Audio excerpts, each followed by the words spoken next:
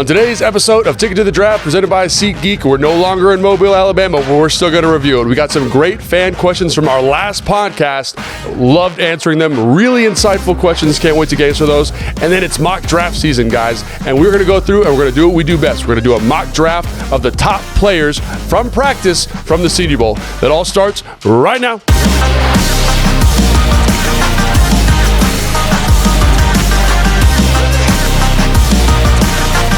Welcome to the Ticket to the Draft podcast. I'm Logan Paulson here with Just a Guy Jason, sometimes known as producer Jason. Yeah, I'm just a guy. We are back from the Senior Bowl, and we're excited to give you our full recap. We got fan questions. We got Senior Bowl draft. We're kind of talking about our best players. And this whole show, just a reminder, is brought to you by SeatGeek, the official primary ticketing partner of the Washington Commanders. Yeah. So we're going to start with questions, right, Jason? Yeah. So first off, our fans are awesome. This podcast did way better than anybody anticipated, that you or I anticipated. Yeah, no doubt. This was really flattering. Yeah. When you texted me the numbers, I thought you were actually joking. No. So, yeah. It looks like I photoshopped those numbers. So, like, the draft is obviously a big deal for our fans, what's coming up. So, looking at these prospects is a big deal. It's a testament to you. And your knowledge, they don't care about me. They care about you and your expert opinion. It was cool for SeatGeek to make sure that we got the best seat in the house, sitting us down there at the Senior Bowl. So, yeah, it's going to be great. We had the fans. We asked them to comment, leave some questions for us. They did. Yep. So we're going to go through a couple of those, answer some fan questions, and then, like you said, Senior Bowl draft. Yeah. It's a show about the prospects with the draft. So let's do it. Let's do a draft. Yeah, that's exactly right. So that's what we're going to do. We're going to draft the Senior Bowl guys is basically what we're going to do here at the end. Make sure you guys know maybe some people that slipped through the cracks that we didn't talk about in depth so much. That's our goal there. So let's start with some fan questions. Yeah, let's do it. I'm excited. All right, so here we go. We mentioned after day one that the quarterback play wasn't all that great. For the second group. And it was kind of affecting what was going on offensive-wise. With the receivers, Yeah, so there was a question that said, if the QB play wasn't great, then, Logan, how do you get a good eval on those wide receivers at the Senior Bowl? I think that's a really good question. And I think one of the things you're always looking for with any position is traits and qualities, right? So, for example, let's take, the receiver from Georgia, McConkey, right? The little white dude Ladd. That's exactly right, Ladd McConkey. So he did something that he showed qualities, right? So he showed short area quickness, right? Which is kind of that double stick at the line of scrimmage, the ability to run a various tree of like route stems, understanding how to manipulate defensive backs based on leverage. And that's stuff that he does in the route, right? So even if the ball is way off, even if it's like in the bleachers, like I got to see him as an athlete work that kind of footwork element, work the release element. I saw him work the separation element at the top of the route. Let's say it's a bad ball, it doesn't matter. Compare that to Xavier Legette, for example. And the Xavier Legette, the MO on him coming in out of South Carolina was that he didn't run great, super detailed, high-end routes, right? You saw that, right? You saw him be big. You saw him be physical. I think the thing that stuck out to me was that he didn't, adjust the football super well. He had the horsepower to separate, but that lack of nuance, specifically in one-on-ones, was something that really stuck out to me. So I think that's kind of how you evaluate them. You say, oh, this guy has the qualities. This guy has the traits. For example, Thrash, for example, was a guy that really stuck out each and every day. Just the smoothness, the dexterity that he ran routes with. He's in that second group. But I immediately made a note on my book because I was like, this guy runs way better than I thought. He's smoother than I thought. He adjusts the football better than I thought. So even if it's a miss, at least he's tracking the football in the right way. So I think that's kind of how I do it. As you say, what are some qualities that I look for in all receivers? So again, footwork, separation, body control is another one that comes out to me, and how they catch the football is part of that 100%. And so in some ways, having bad quarterback play helps you say, actually, this guy catches the football better than I thought because this ball's a little off target. So, for example, Johnny Wilson, first day he's out there, he's running a dig, and he has this reputation for dropping footballs or not having super strong hands, opens his hip, really reaches almost behind the DB's head and catches this really tough ball. And you say, obviously he's got the ability. It's probably a strength issue. Can we get him to progress in that way at the next level? So those are the things I'm looking at, even when the quarterback play is not 100%. Yeah, catching the ball is a big thing that wide receivers Right. do, but in some instances, it's the last thing that they do. Yeah. They have to run the route, getting off the line, the footwork like you were talking about. So all that you're evaluating, even if the ball doesn't get there. Yeah, and then the other thing I look at too is one of my hugest boxes for receivers now, especially after doing this for a couple of years, is how physical are they and how tough are they? And so when you watch and you see Xavier Legette playing through an injury, check the box, right? When you see, the receiver from Southern Missouri, Ryan, blocking a defensive end, I check the box. So there's other elements there too that go into that evaluation. Yeah, absolutely. Something I want to say real quick. This is our first pod that is also going to be on YouTube. That's right. Yes. Yeah. So that's as right. you're saying that, producer Jason is going to put that hat on, and I'm going to go back and hopefully grab some footage to put with what you're saying. Okay, here. awesome. Yeah. I just set myself up for That's a lot of work. failure. That's a lot of work, right, dude. but we'll have that there. So this is, if you're listening to this audio form like the other ones, you can go to YouTube, check that out. It'll be supplemented with what Logan's talking about here. All right, next question. We're going to stay with wide receivers, all right? So how does... People love wide receivers, don't Love wide receiver. Well, it's such a deep class. Yeah. Right? I mean, it's a crazy class, yeah. So how does someone like Devontae Walker compare to our current wide receiver room, and what role would he fill that others can't? So this guy's really high on Devontae Walker, so he wants to get your analysis as far as what does this guy look like if he's a commander? Yeah, so I think this is an interesting one because Devontae Walker came in and he was a little bit smaller than I thought. I think he was listed at 6'3", 210 pounds. I think he came in at 6'1.5", 195 pounds, so a smaller guy. But he's also from USC. UNC with Drake May. Right. Sorry, I want to get that in there. Sorry. No, absolutely, and he's a guy that can absolutely run, man. Like he is fast as all outdoors. So when I was watching him when he was at UNC, he reminded me a ton of Dyami Brown, but I think he's faster than Dyami Brown. I think he's got that true home run, like Mike Wallace, the guy paid for the Pittsburgh Steelers back in the day, that type of ability. The problem is, as you know, Jason, he didn't catch the football really well at the Senior Bowl. Yeah, it's a really important part of being a receiver. Right. So kind of goes going back to that first question, like he's not the most nuanced route runner. So like Ladd McConkey, for example, a really good example here of just he does everything a receiver should do at an exceptionally high level. So you're like, that evaluation's a little bit easier. With Walker, for example, it wasn't quite as clean. He's like this horse just running down the field. He's fast. He shows some nuance, but really his trump card is his speed, and for his speed, his size also. And I guess the thing I wanted to see was him just make some catches, some tougher catches, right? I think when you compare him to a guy like Rice from USC, the big receiver, 6'3", 210 pounds, you say to yourself, that's kind of what you're expecting from that body type. And I saw this metric. Someone say this somewhere. I think it was Jadel Jeremiah on the broadcast was like, it's about 50-50 whether he catches the football. And that seems like hyperbole, but when you're at the Senior Bowl and you're like, oh my gosh, great route by Walker. And again, that's the hard part of a receiver is getting open. He just didn't finish plays very well. And I'm going to say this. I said this on the first podcast we did. Don't overreact to the Senior Bowl. That trait is a special trait.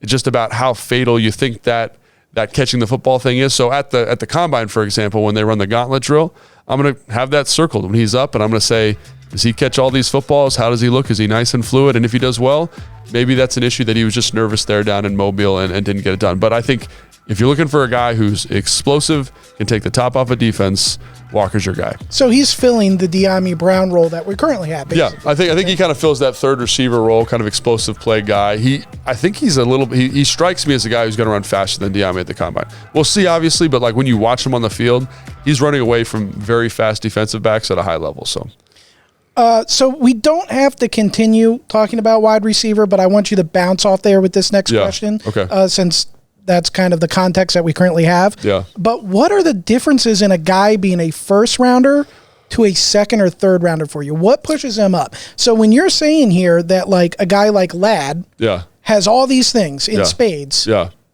Is he a first rounder? No, maybe back end. Second. So what's pushing him back? Right. So Ladd's a great guy because there's certain guys you'll talk to, and the receiver's a funny position because everyone has very strong opinions about it. Like when you go to the combine, someone. I guarantee I can find someone that say Ladd is a first round receiver, and he's from Georgia. He's 6 foot, maybe 5'11 and a half, 109. He's not a big guy, 188 pounds, a little undersized. So for me, I think he's excellent, but the fact that he's not physically dominant pushes him to the second round for me.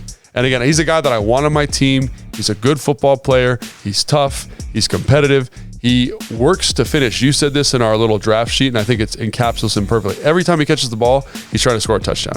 Like, I love that competitive mindset. So checks the competitive box, checks the technical box.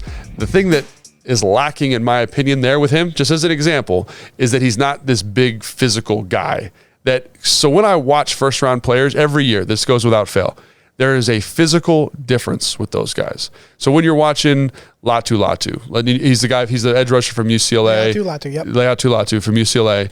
He's 6'4", 265, and there are games where he cannot be blocked. He's just physically better than everyone on the field. And Lad, while being very, very good in a very, very good conference, doesn't have games like that, right? There's some of these top receivers, like Roma Dunze, there's games where like he's technically very good, but physically he's just bigger and stronger than the people across from him. And I do think that first round player has to have an element of that, in my opinion, right? Technically, like you said, Lad is a perfect example of that guy, right? But it's the physical difference. Like, those physical freaks tend to go earlier. And I think one of the reasons why is because, like, when you watch the film, it's this, there's something about it that shows up there where it's like, this guy put his hands on this dude and the guy just falls down. And you're like, can't coach that, can't teach that.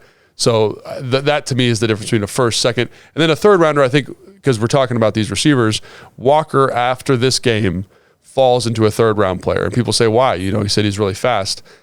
Devontae Walker from UNC, we just talked about him. Not overly, again, very physically gifted from a speed standpoint, but not a super technical route runner. And his film's just okay. So he's got this superhuman trait, which again is going to make me want to have a really good evaluation on him. I want that trait on my team, but I don't value it above other guys like Lad or some other of those. Jaquan from Tulane or Tulsa. Where's he from again? Jaquan Jackson. Yeah, Jaquan Jackson. Tulane, yes. Tulane, yes, from Tulane. Very small. I think he's a better receiver, but that trait is high level. So that pushes him down my board because can he run every route? I don't know. Can he make contested catches? I don't know. So that's where I kind of fall into this weird. It just subjectively pushes down for me. And there's a guy out there right now, someone probably watching this podcast, that says I have a first round grade on him because he can hit a home run, and that's fine. Like Sims for ESPN or for whoever he works for, Matt Sims. No, is that right? His name, the draft analyst. He has a type at receiver, and it's fast. So if you're fast, you're high on his list. So you'll take guys like Kyle Shanahan. He values this sudden, savvy, technical expert at receiver. His list is going to look different than Sims. And that's just how it goes. But for me, Lad's he doesn't have that physical, imposing nature to be a first-round player. If they took him, let's say they took him at 35, the Washington Commanders, I'd be like, excellent selection. Great football player. But he just doesn't have that physical separator that I think a lot of these first-round guys have. So I think I was like, when I'm looking at this, I'm trying to figure out, not where I would rank somebody, but trying to figure out why, answering this question for myself. Yeah. Why is the consensus he's a top round pick? Yeah. And if you look at, the way I got it is thinking of it as like spokes on a wheel. Yeah. Right. So each direction is like a different trait. So it's like really it's size, it's speed, technical ability, right? Coachability, attitude, like all of that. And if they're all pretty well even, you have a nice smooth rolling wheel, right? If one thing's off, it's a little bumpy, and it's going to take a little bit to iron that out to make it nice smooth, or to bump that out. So the more somebody has all these things to make a nice smooth wheel, that's what you want in the first round. You want, I don't want to say the least amount of work, because the coach is going to take that person and work with them. But you want somebody polished for you. So it's a quicker acceleration to get them to benefiting your team right out of the gate, right? So some of these receivers, like the Marvin Harrison Jr., he's got all the intangibles, he's got all the size, and then he does everything technically very well. 100%. That's a nice wheel you got right there to put right on your car or your wagon and get rolling. Yeah, I think that's probably a more comprehensive answer, because like the more questions you have, the more a guy moves down the list. And so, like even a guy like Johnny Wilson, who you won't find a guy higher on Johnny Wilson than me. I love Johnny Wilson, but I still know from Florida State, he's 6'7", physical freak, outlier at the position. I just have too many questions. And the more questions you can answer through this process, the better I feel about you, and the higher you move up the board. So, yeah. All right. Last question for you. Does this draft class feel like the talent depth is deeper than a normal one, normal years. Yeah. And therefore, you can lean more on draft prospects to fill team needs that we have. So instead of filling a free agency or whatnot, like this is so deep of a draft class, we can get a bunch of guys in this one. Let's focus there a little more than we normally would. Is that true, or is that just the quarterbacks are really good this year? That's a good question. So I think that obviously depends on position. Like we talked a lot about receivers. This is a crazy receiver class. Like all of the receivers at the Senior Bowl, so I think that's 15 guys, will get drafted. Like there wasn't one guy there where I was like, this guy's not an NFL football player, which is crazy to think about. And then that's not including the 5, 6, 7 guys that are automatically going in the first round. So there's 20, 22 guys right there that you're like really good football players. So if you need a receiver, I'm probably feeling really good about this because there's a guy for me. There's big receivers, there's small receivers, there's fast receivers, there's contested catch guys. Whatever you're looking for, it's there. Offensive linemen, very, very similar. This was like a very relatively deep class. And what I mean by that with offensive line is there's guys that fit athletic measurables and physical measurables more so than in years past. So you feel good about that. Edge rusher is a little light. Defensive back, I think, is a little bit top heavy, right? Linebacker feels a little bit top heavy and not great overall. So if I got to pick one of those positions, I'm probably looking elsewhere. But I do think after going to the Senior Bowl, there are more high-level draftable prospects than I think a lot of people initially thought. So what I mean by that is when I came into this process, you read stuff by Daniel Jeremiah, Mel Kiper, name your draft analyst. Oh, this is a very kind of weak class. I actually think the top 120 is pretty good. I think you feel pretty good about the 120. It's the stuff after that where you're a little bit like, who knows? Because you're getting guys that now with the NIL stuff that are going back to school, that are doing different things. And I think that's something that really sticks out to me is just the talent pool maybe isn't as deep. I think the highs are pretty high. I worry about the kind of the later half of the draft. So kind of after the 4th round, what are you going to do? What are you going to do with those picks? Because I think the top's pretty good. Like when you look at it, there's some really good football players there. It's after that where you're kind of like, not sure. All right. Yep. Comprehensive answer the fan question. I enjoy the draft a lot, so it's fun talking about it. But keep dropping questions. Yeah, absolutely. Keep dropping questions. These are great questions. These were 4 great questions, and hopefully we're able to answer them. We have great fans, honestly. Yeah. Like they're very smart fans too. So Senior Bowl. Senior Bowl draft. That's right. It's draft season. Let's draft, right? So here's what we're going to do. We're going to do 4 picks each, so 8 guys. This is just a way for us to talk about them, but we're going to make it a little fun here. Yeah. So we're going to draft guys who played at least 2 full days of practice. Okay. So you have a decent scout on them, a decent analysis of what they did at the Senior Bowl. We're not drafting the best players. That's not what we're trying to do here.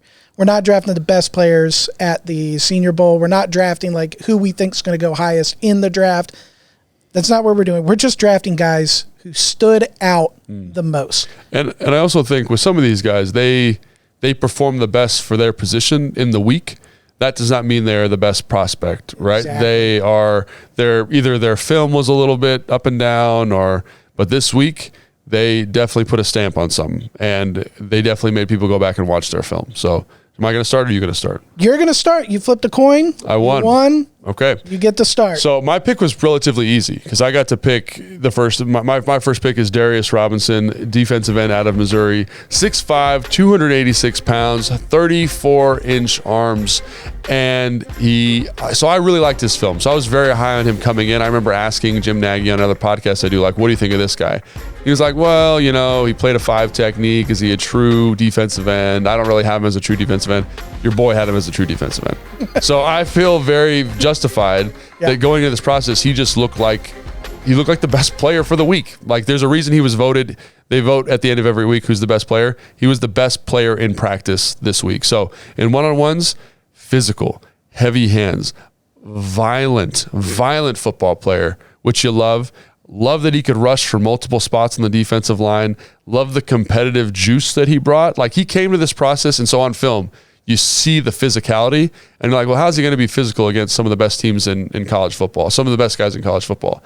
And he looked like Debo from Friday, coming out there like just was the bully each and every rep, and So my pick was easy. He's the guy for me, defensive end. So real quickly, what's your where would you put him in the draft? Where is he going? So now, after this process, I would not be surprised. Like, say he goes out and runs a decent 40. Let's say he runs a 4.7, jumps 35 to 38 inches, and he doesn't have to bench. But let's say those explosive measurements are okay. I think he's an end of the first round guy after this process. So if he were for some reason to fall just a little bit, I would. Commanders are right there, and we need edge rushers. I would be. Guy, right? I would be. If this guy was out there, I would be ecstatic, because not only, especially when Dan Quinn was talking in his presser, I want physical, tough, explosive football players. He's all those. He's all those things, and just the heaviness of his hands. So I call it having a hard head. Like, dude had a hard head. Giving people, kind of that knock back, see the sweat fall off their helmet, paint chips coming off, and the pursuit and aggressiveness of the football. Yeah, if he's up there, he's probably my favorite kind of that second tier guy. So you got the Braswells, you got from Alabama, you got Isaac from Penn State, big guys, kind of played 3-4 edge rusher in college. They had a really good weeks also, but this guy to me was just head and shoulders above them, and I think he deserves he deserves that end of the first, early second round recognition. So my number one pick. Oh, dude, yeah. I'm excited. What do we got? Jason here is taking Jackson Powers Johnson. He's the center from Oregon. He's 6'3", 334 pounds. He had a great week. And I'm not going to give deep analysis. I'm going to let you take over right here. But I'll just say that what I saw from my Jag eyes is he's got great balance, real quick feet. Yep. Looks like he's capable of handling power. Yep. And he can get out and on the move for as big as he is. He's built like SpongeBob. Like a big box. Yeah, just a big box. So, when I see him, I'm like, that's just a pissed off 330-pound SpongeBob out there. And I want that on my team. Yeah, and it's cool to watch him because they got those Oregon helmets, which are all chromed out in silver, so you can really see him. And he looks so massive. He looks like Ben Powers Johnson, not Ben Powers Johnson. That's Jackson. Jackson Powers Johnson, but he looks like the guard for Baltimore, like this big boxy player, but he's got excellent feet. And so it's not only excellent feet in one-on-ones, it's like they ran a couple outside zone plays in team where he's able to reach a play side shade. So, runs go to the left, the defensive players line up to his left. That's the hardest block for a center to make. And usually those bigger, heavier guys have a hard time making that. Did a great job with that. He played a little bit of guard. You could tell he doesn't really know what he's doing at guard from a pass set standpoint, but he's just so big, so heavy, such good feet, able to anchor really, really well. So when you, to me, Darius Robinson 1 and 1A is probably Jackson Powers Johnson in terms of production in the week. The only problem with your pick, I think, and there's nothing, from a player standpoint, is that he's going to be gone. I think he's going to go between, I'd say 17 and 27 probably in this draft. Usually you don't take a center that high. His film's good. His Senior Bowl was excellent. He's that dude. So barring something catastrophic happening, he can't actually run a 40 because he's so slow. I don't know what it would even look like. He's not going to fall to second round. I won't get my hopes up, which is unfortunate because that's also an awesome name. Jackson Powers Johnson. And he's an excellent football player. Really stood out. So for me, my next pick was a guy that I think a lot of people have been talking about in the national media. We didn't talk about him that much on the show, but that's why we're talking about him now. Is Quinyon Mitchell, quarterback from Toledo, 6 foot, 196 pounds, a guy that played relatively small school football compared to the other guys there. And the thing about him that I really liked is he didn't play any press man in college. This is the first opportunity to see it. He really looked very comfortable in the man-to-man situations in one-on-one. Patient feet, good relationship to the receiver, good at anticipating routes. Not maybe the best click and close guy, but it wasn't bad. So I think he came in and said, I definitely deserve to be in the conversation as possibly, I don't think CB1, but maybe CB3 in this class, and which is probably a first-round player. So I was really impressed with him in the week. So you texted me because we share a Google Draft. We do, yes. A Google Doc on all these guys are going to be at the draft, and I put in my little column over on the side. I have my own little special little box you gave me. I put in my notes when I watch him, and I was like, this dude, I don't know, not sold on him. Right. Looks like he's flat-footed, little slow to breaking on balls sometimes. That's what I put in there. Yeah. Now, I'm just a guy. I have no idea how to evaluate this. Right. And you texted me late at night and you're like, bro, what are you watching? Yeah, right. So explain to me why a guy like me saw that and how I'm wrong. Because you told me when we were out there how I was wrong, and I was like, oh, that makes so much sense. And I don't know that because I'm just a guy. Yeah, so with him, it was a tough evaluation, honestly, because they played a lot of zone, like a lot of cover 3, and so I was not sold on him in the film. Like, I thought you see the athletic traits, you see the movement skills, you see the ability to kind of be something special. But that's why you have the Senior Bowl, in my opinion, is for guys like this, where I have some questions about him that can easily be answered if we just get him in a practice setting with some good football players. So he showed up, and again, I probably had like a second ground grade on him because he's got the traits, he moves well, his ball production's great. But again, a lot of questions. So he gets there, and so you watch his one-on-ones, and you're like, how's this going to look? Because all the receivers are, like we talked about, are very good.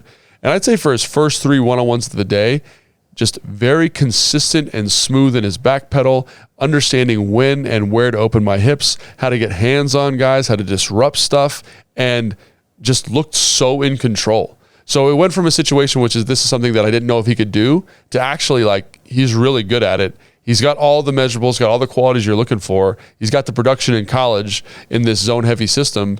So that, to me, this is a perfect example of what the Senior Bowl is for from a player. Like Darius Robinson, I was high on, and I think a lot of people would probably say this about Darius Robinson, but he came in and said, oh, you've got questions about my ability to play man-to-man? Watch this. Like, so for example, Brenden Rice ran a post as like the last one-on-one on the second day or third day, I don't remember exactly when, and he's in phase with it. The ball's low underthrown, so he's underrunning a post.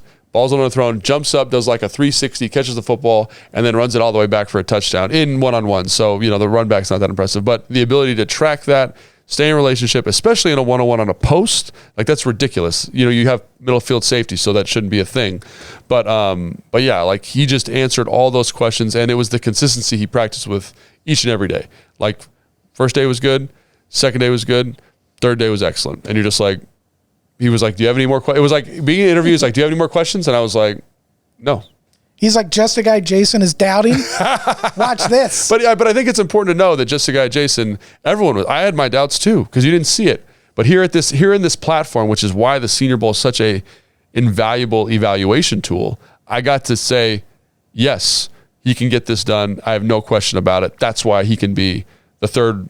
Some people have him as the number 1 corner in the draft after that. After that performance, I'm not going to go that far, but I definitely understand why some people would. All right. Tavondre Sweat. That's your guy. The big boy. The big boy. Where's he from, Jason? He's the defensive tackle from Texas. He's 6'4", and he is 362, maybe. Like, he did not weigh in. He said, leave it up to your imagination, fellas. That's the wackiest bit, man. He is huge. Yeah. And the reason I'm drafting him is because for as big as he is, he should not be doing some of the things that he was doing. And it was, I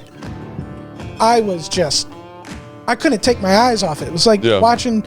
Because it's a freak. Like a rhino. It's like a freak. Like anytime you see one of those guys, like it was like Johnny, when we were watching Johnny Wilson, like when you see things you're not supposed to see, you can't look away. You're like, I got to watch this some more. Yeah. But he's not just huge, right? I don't want to just say he's a one-trick pony. To me, he had some pretty violent hands. He's sudden for as big as he is. He explodes out of the stance. I said to you and Selby, I was like, he's got pretty good burst. You all looked at me and like laughed a little bit. And I went, well, for being a question mark in the weight category. It scares the hell out of me. Yeah. And the only thing about him that clearly shows is if he doesn't win right away, I mean, just Oni, he's out of the play. Yeah. He can only go for so long. But when he goes, it's something. Yeah, no, I think I agree with you 100%. You watch big players every year because size is intriguing. NFL is still a physical football game, despite what people think about the rules and stuff. You still need big physical dudes.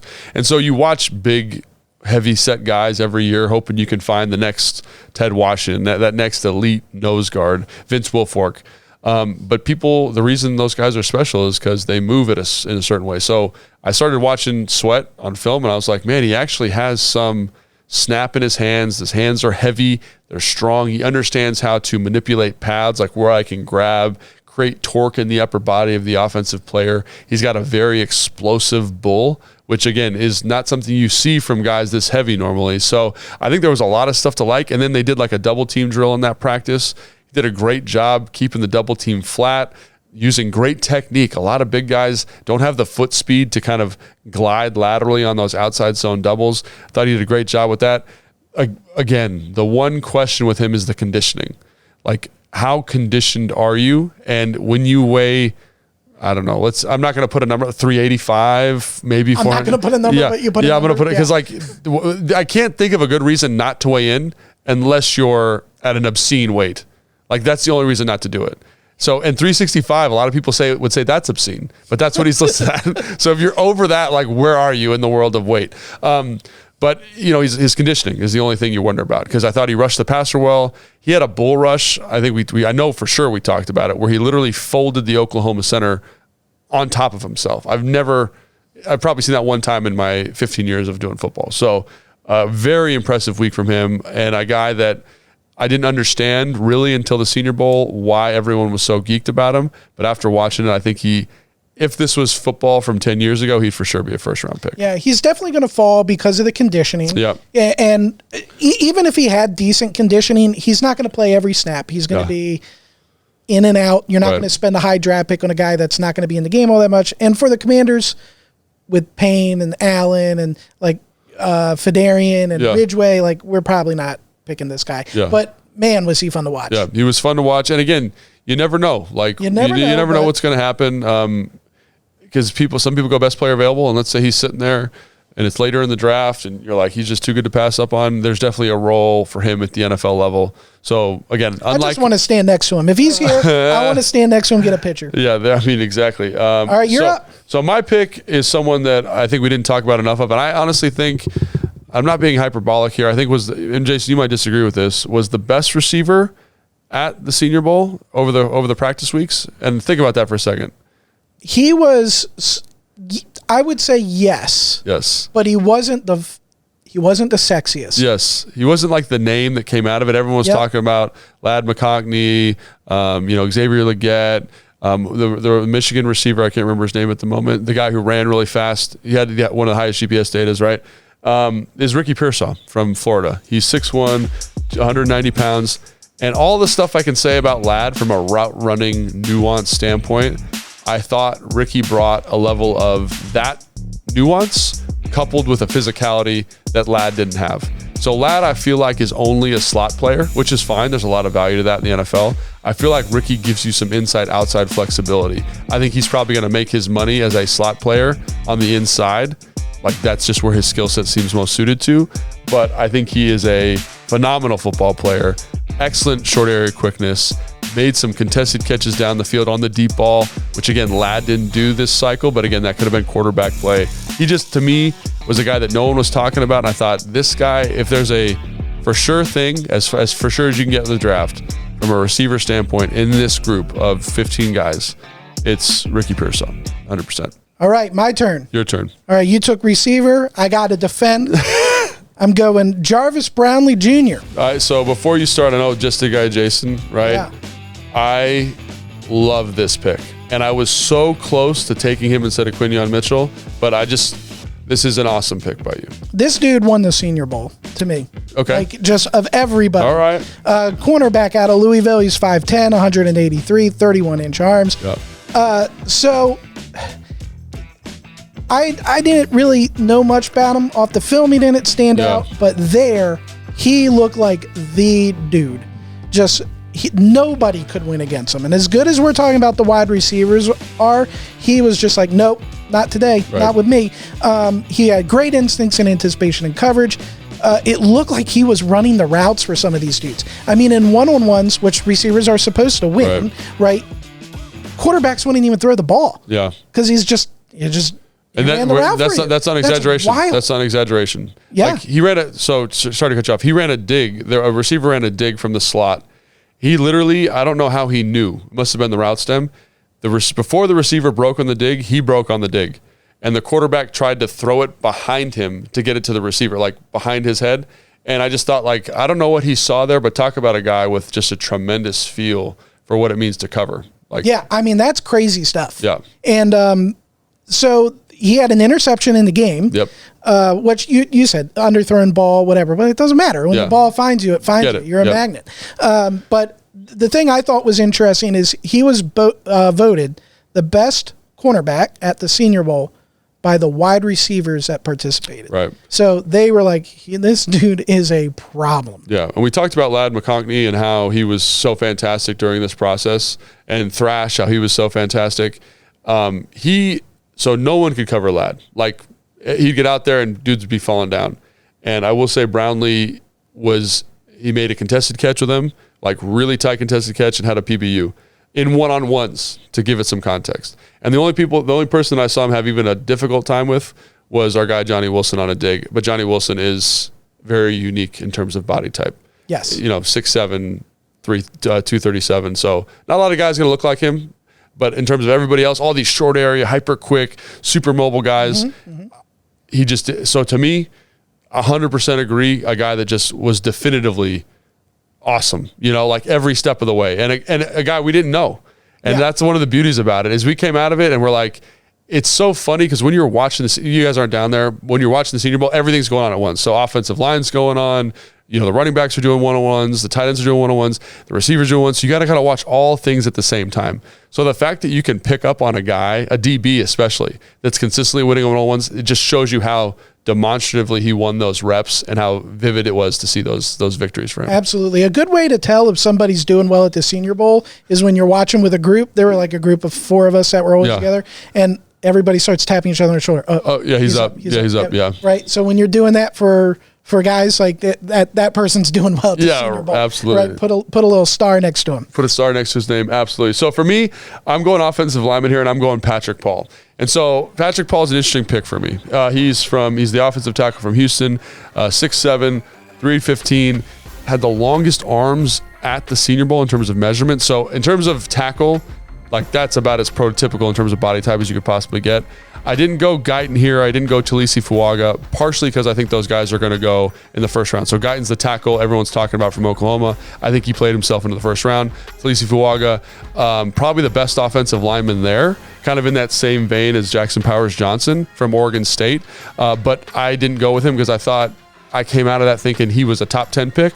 Now I think he's probably a top 15 pick who might move to guard. So the reason I picked Houston is because I think Patrick Paul, A, Chris Paul's his brother.